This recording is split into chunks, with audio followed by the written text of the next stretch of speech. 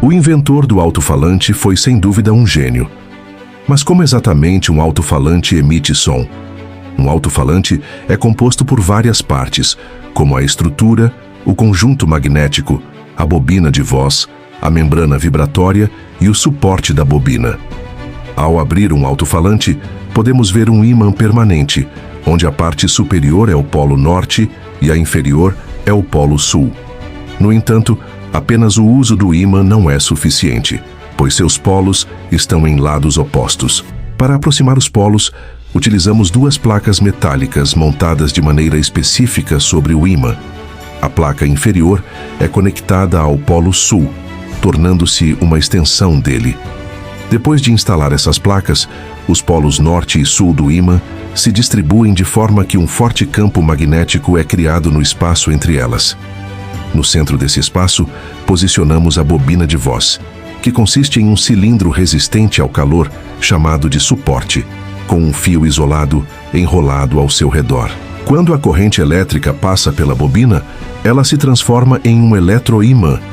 Para entender como a bobina funciona, é essencial compreender o efeito magnético da corrente elétrica.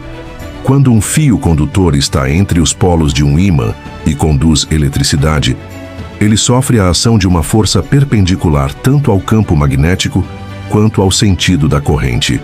Isso pode ser explicado pela regra da mão esquerda de Fleming. Se invertermos a direção da corrente ou do campo magnético, a força também mudará de direção.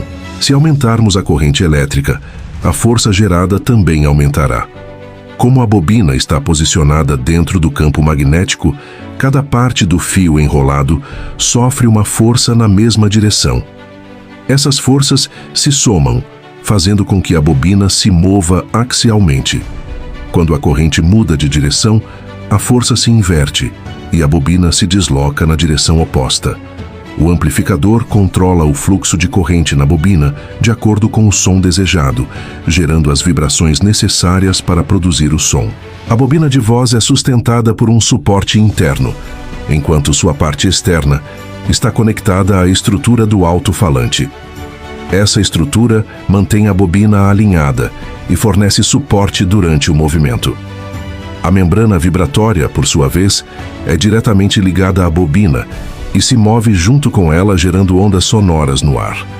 Para fixar sua parte externa, utiliza-se uma borda flexível feita de borracha ou papel, chamada de suspensão, que permite o movimento adequado da membrana. Quando o amplificador reproduz um som, ele envia corrente à bobina de acordo com as variações da onda sonora, fazendo-a vibrar. Com isso, a membrana também vibra, pressionando as partículas de ar ao redor e criando ondas sonoras. Quando a membrana se move para frente, forma-se uma região de alta pressão, enquanto a área à sua frente tem baixa pressão. Esse deslocamento do ar gera as ondas que chegam aos nossos ouvidos, fazendo o tímpano vibrar e enviando sinais ao cérebro, permitindo que escutemos o som.